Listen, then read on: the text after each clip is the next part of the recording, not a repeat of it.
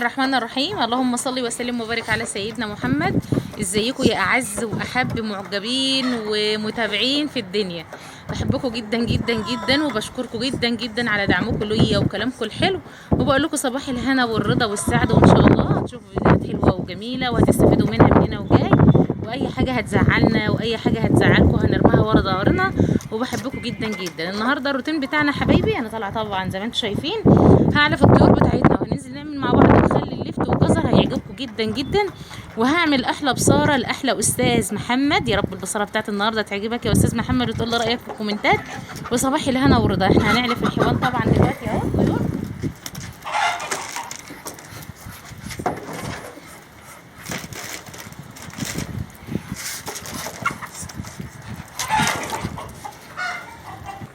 طبعا يا حبايبي انا علفت الطيور خلاص اهوت، وانا عارفه ان في ناس كتير منكم بتحب روتينات الطيور. ان شاء الله يعني بعون الله كده وربنا يدينا العمر والصحه احنا وانتوا يا رب. هجيب دوره فراخ وبط بس ما الجو يدف شويه، وهنبدا نعملها مع بعض خطوه بخطوه عشان حبايبي اللي طلبوه مني. انتوا عارفين ان الجو برد وانا بخاف اجيب طيور خالص في السقعه ديت عشان ما اشيلش ذنبهم واحتار بيهم. فان شاء الله كل اللي انتوا عايزينه ان شاء الله هنعمله مع بعض، بس خليكم معايا بدعمكم الحلو وكلامكم الحلو، وبحبكم جدا جدا جدا. عندي كميه حب لكم ما اقولكوش بصراحه. ربنا يا رب يديمكم معايا ويخليكم ليا وتفضلوا سند ودعم ليا يا حبايب قلبي، ما تحرمش منكم ابدا. يلا حبايبي هننزل بقى دلوقتي نعمل المخلل الجزر. طبعا هوريكم الجو هو صعب جدا جدا، فربنا يتولانا في الشتاء اللي احنا فيه ده. طبعا يا حبايبي احنا نزلنا خلاص من على السطح. انا طبعا قبل ما اطلع كنت انا غاسله الليفت بتاعنا اهو زي ما انتم شايفينه. واي ورقه في العيدان بتاعه الليفت لازم تشتريها، لان الورق اللي بيبقى في العيدان ده اللي بيعمل ريحه مش حلوه للمخلل بتاعه الليفت. ده انا غسلته ونضفته، قطعت كميه منه اهوت، ومعايا طبعا جزر اهو غسله ومقشراه، ومعايا كان عندي فلفل اللي هو الشطه ديت يعني هي حراقه شويه فانا هخللها، ومعايا قشر برتقال بقى وشطه مخلله، ومعايا بنجر، ومعايا هريسه شطه، ومعايا سكر، ومعايا ملح. خليكم معايا بقى ان شاء الله هنعمل المخلل مع بعض. طبعا انا هجيب بقى ايه طبعا في ناس بتحب العيدان وفي ناس لا، فهو اختياري بالنسبه لك العيدان بتاعه اللفت اهو. وبمسك بالسكينه كده اهو. بسم الله الرحمن الرحيم. انا من عشاق يعني مخلل اللفت، وعندي ليا ابن بيموت في حاجه اسمها مخلل جزر، فان شاء الله نعمله كده مع بعض. وانا مخلله عندي زيتون وليمون، بس الواحد ما بيقدرش يستغنى عن المخلل اللفت ده بصراحه اهو. بقطعها بالشكل ده. عايزه مثلا تصغريها القطعه ديت موجوده، القطعه دي عندي من زمان جدا، هي نضيفه وغسلاها وزي الفل اهو. طالع فيه قطعات تانية جديده كده بلاستيك حلوه جميله، بس بصراحه دي شغاله معايا مش هتقول لا يعني اهو كده، حتى بتدي شكل حلو للمخلل. عايزه مثلا تسيبيها الصابع بصبعه كده المخلل اهو، عايزه تسيبيه كده مفيش فيها مشكله خالص اهو. يعني تقطيع الحاجه دي اختياري بالنسبه لك اهو. انا هقطع بقى ايه اللفت بتاعي والجزر، وانا مقطعه برده كميه جزر هي برده قبل التصوير معاكم فيه اهو.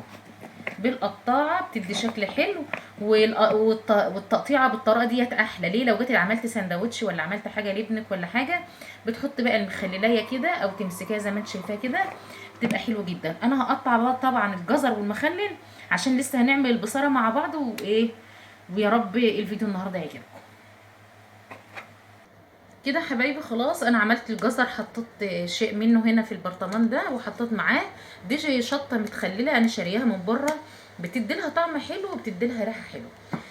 طبعا انا معايا هنا اللفت خلصته، حطيت معاه بصل وده البنجر، وهنا بقيه الجزر وبقيه الشط ماشي هحطها كده، ومعايا قشره برتقال وبقيه الفلفل. هقلب كله ده مع بعضه واحطه في البرطمان، وبعد كده هنحط المحلول الملح بتاع المخلل بتاعنا. طبعا يا حبايبي انا بحط الملح للمخلل اهو. بصراحه يعني عشان انا بكون صادقه معاكم، انا بعمل الملح بتاعي المخلل بالبركه كده. انا بظبطه ازاي؟ يعني اما بدوق التمليحه بتاعت الملح بتاعت المخلل لازم تكون حادقه شويه، لان لو ملحها قليل هتبقى الملح بتاعت ايه او التمليحه او لا اله الا الله. او الشرش بتاع المخلل بتاعك لو دلع المخلل بتاعك هيطرى ومش هيقرمش ومش هيبقى حلو. طبعا انا هظبط الملح ده تبع ما انت بتحبيه، بس لازم يكون الملح عالي شويه. ومعايا خل ومعايا سكر. السكر برضو زي ما انت حافظه كده للمخلل بتاعك وبديله قرمشه، هو والخل ده بيمنع الريم اللي بيجي على الوش بتاع المخلل بتاعي. طبعا انا هدوب الملح جدا اهو، وبعد كده هحط على المخلل بتاعي البرطمان زي ما انتم شايفينه اهو. بسم الله ما شاء الله زي الفل. شكلته بقى جزر على فلفل على ايه احنا مخليه على لفت إيه، على بقى ايه قشر برتقال والسفندي بيديله ريحه حلوه قوي قوي. وزي ما انت عايزه بقى ممكن تحط خيار، تحطي قته اللي انت عايزاه. انا طبعا هدوب الملح كويس وهعمل البرطمانات بتاعتي بالملح بالميه والملح بتاع المخلل.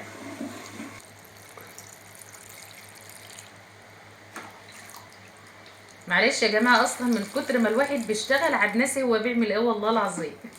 اعذروني بقى.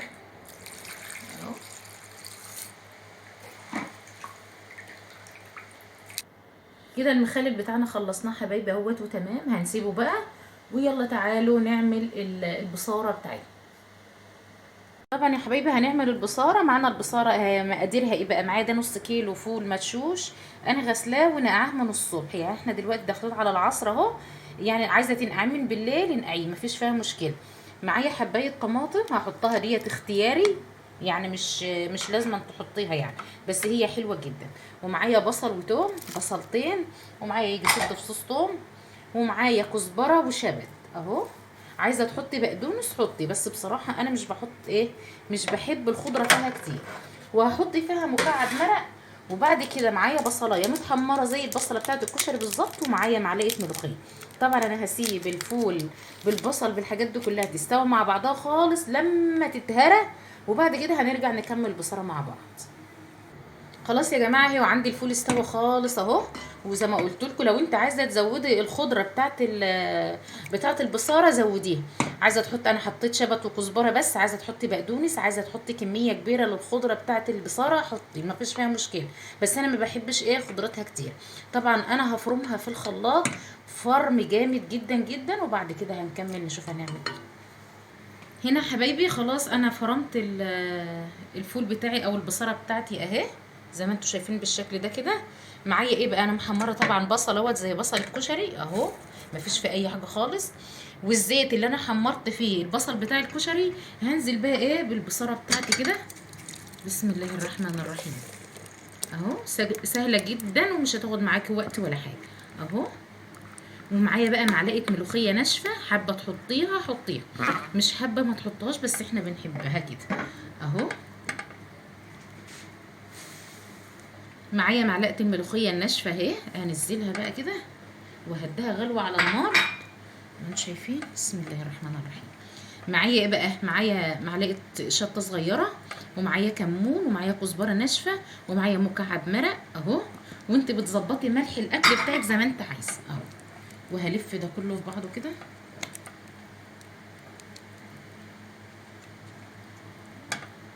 طبعا يا حبايبي انا فرغت البصاره بتاعتي اهيت في قلب الاطباق. معايا بقى البصل اللي متحمر اهو، هحطه كده على الوش بقى، تزوقيه زي ما انت عايزه مفيش فيها مشكله خالص اهو.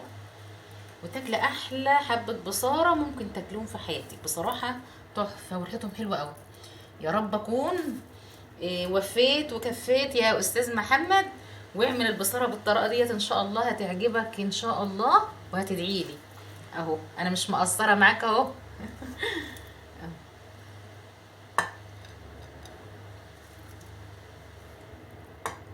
وكده الشكل النهائي بتاع البصاره بتاعتنا. بالف هنا عليكم يا رب. ولو عجبكم الفيديو ما تنسوناش في اللايك، وبحبكم في الله يا احلى اخواتي في الدنيا، وكل فيديو وانتم طيبين.